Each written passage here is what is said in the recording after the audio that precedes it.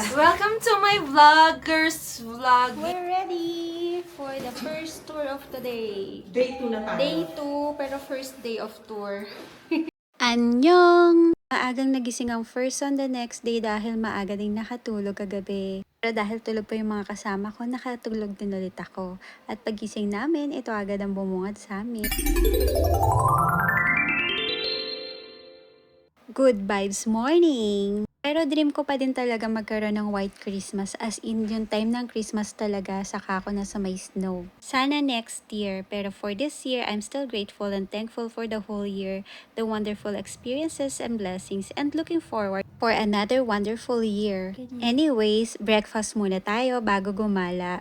The itinerary set by our tour guide for today includes snow activities, kaso we're not feeling adventurous today, so pass na lang muna. O sana kami for cable car, kaso close pa rin pala dahil hindi pa ganun kalakas yung snow. And so we opt to taking pictures, of course, and enjoying the views on the top of the mountain.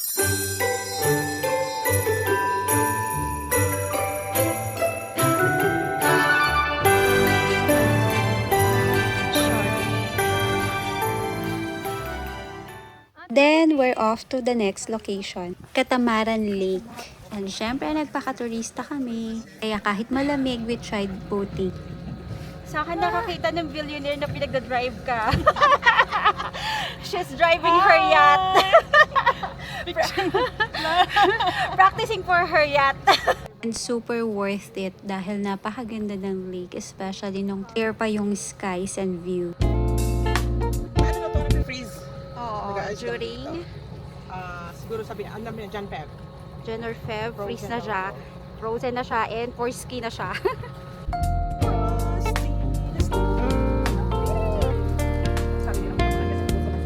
Oo, mag-journey. Hindi, katamaran, literal. Katamaran. Yes. Saan magkala ka dami? Doon no? Meron.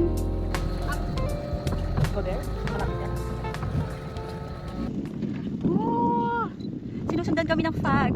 We haven't even reached the end yet, pero sinundan na kami ng fog, kaya medyo malabo na. Sobrang lamig na din, buti na lang nagdala ko ng extra jacket. After ng boat ride, lakad-lakad naman kami sa side ng lake, na napakaganda naman din talaga. Medyo nakakapagod nga lang dahil pataas siya, pero super worth it and super beautiful naman talaga. Anyways, that's all for today. Thank you for watching. See you tomorrow. Bye!